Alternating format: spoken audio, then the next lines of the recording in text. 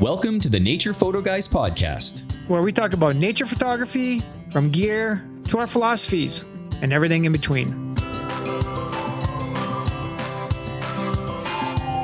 So grab a cup of coffee, sit back and relax. You're listening to Joe Desjardins and Chris Gibbs, the Nature Photo Guys.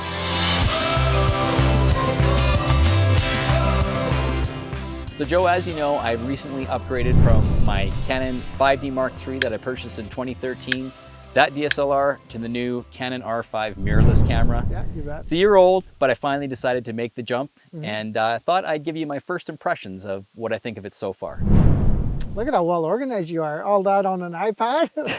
The thing, guys, is this R5 can essentially launch a rocket. There's so much tech in this camera. So of course, Chris put it all on an iPad, and you know, he's just going to run through you know, a few of the big things that kind of the differences, right, from the DSLR to the new mirrorless camera. And you know, just some of the things that you noticed, you know, just recently, because essentially you basically used it, you know, that week we were up in the Rockies photographing elk, right? Yeah, the elk, right. I basically purchased it like 2 days before we went on our trip. Yeah. And so I didn't have, I adjusted some of the settings and all that, but it was a good learning experience in the field with this camera. Yeah, you betcha. Truthfully, I was blown away. Yeah. So we'll go through some of the key points here. Perfect.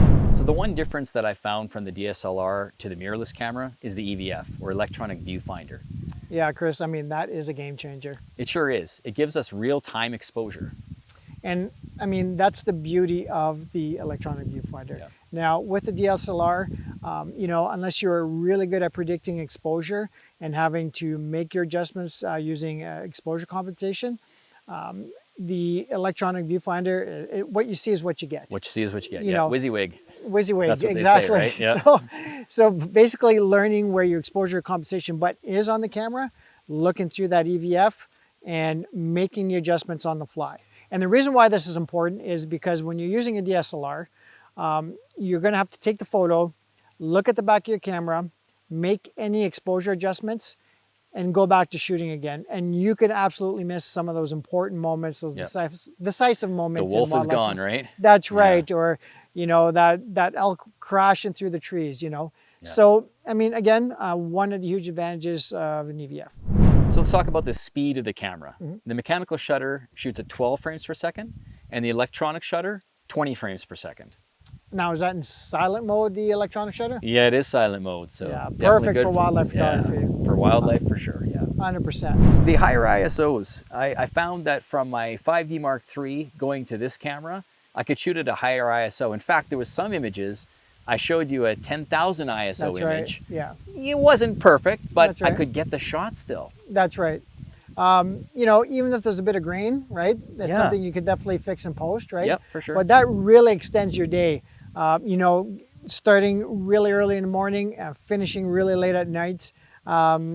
You know, those ideal times, you know, for good light, etc. Right? So, yes, exactly. And like you said, you can fix it in post. There's lots of tools these days can help correct that scenario. Yeah, 100%. Yeah. And, you know, the R5 is a full frame. So the amount of information the sensor's gathering is insane. It sure is. Yes, that's for sure. The resolution, 45 megapixels. Yeah. I mean, this is one of the reasons why I got this camera.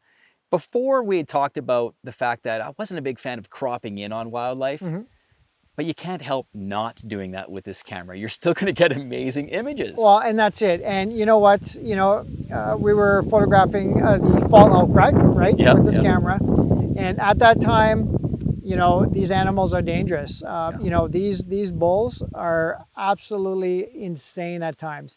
And being able to shoot at a safe distance, cropping in, and still looking like it's a full frame image is insane. Absolutely insane. It's another game changer. Oh, for sure. I was amazed by the quality of images I was getting from this camera. That late in the day. I mean, like you said, 10,000 ISO. For sure. And the autofocus and tracking.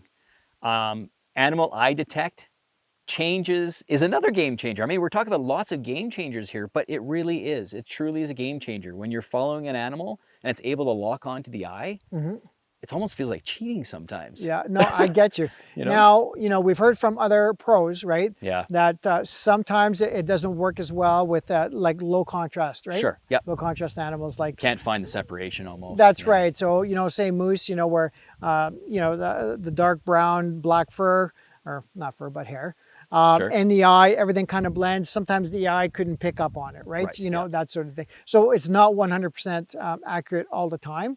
Under ideal lighting circumstances, you know, nice contrast of, you know, certain wildlife species, something maybe even with a larger eye, you know, that like sheep, for instance, you know, something like that. For sure. It's going to work almost 100%, right? Yeah, and one thing I found also was if the elk was through the woods and you could see through the trees, it sometimes was locking onto the trees. Right. It wasn't actually locking onto the eye. So I've now, I haven't tested it yet, but I have found a way to do dual back button focus. So I'm going to play with that a little bit. One button can be used for the animal eye detect, the other button spot focus. So I can still have the best of both worlds. That's right. That's right. I actually heard kind of a cute story too, where a photographer was taking photos using the animal eye auto detect, and on a mule deer.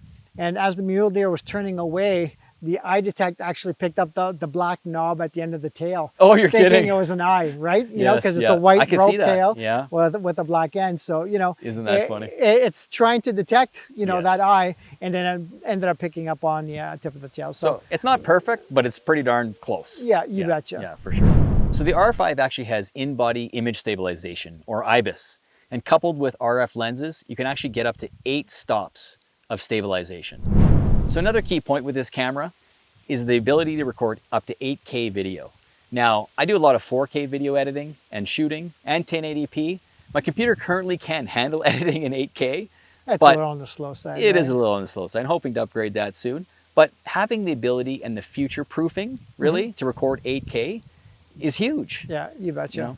It kind of makes you a bit of a hybrid shooter, right, in the field. You take photos, you can take videos, prepare for both, best of both carrying worlds. 2 camera systems like your Fuji X-T4 for video, and just having your Canon, which was a 5D Mark III for stills. Because I was doing that, right? Yeah. Exactly. So, and you know, you can't really shoot video and photos at the same time, but you could take screen grabs from the photos.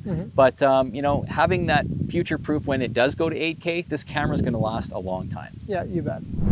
So Chris, with the amount you have invested in the Canon EF glass, is it actually compatible with the RF mount?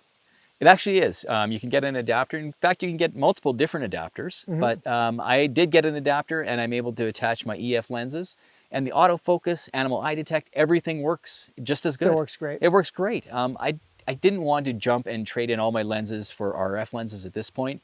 I thought over the years that's a good, you know, work through trading one in. But the EF lenses, I used it in the Canadian Rockies for the elk rut. The shots I got out of there for my 100 to 400, amazing. So another reason why I went to the R5 was because I had those lenses, so I could 100%. use that. So worked out well for me. Excellent.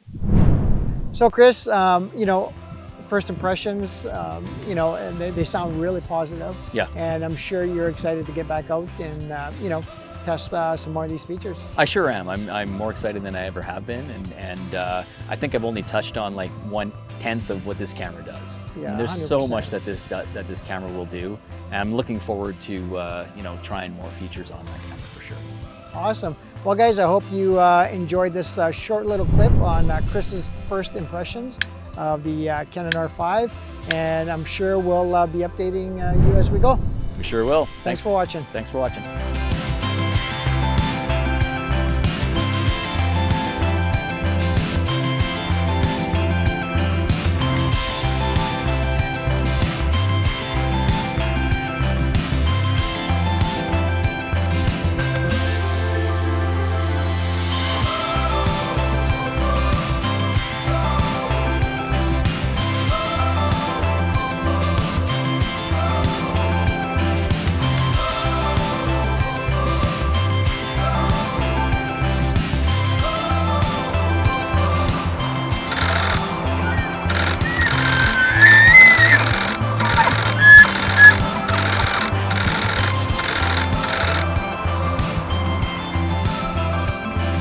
Thanks for joining us on the Nature Photo Guys podcast.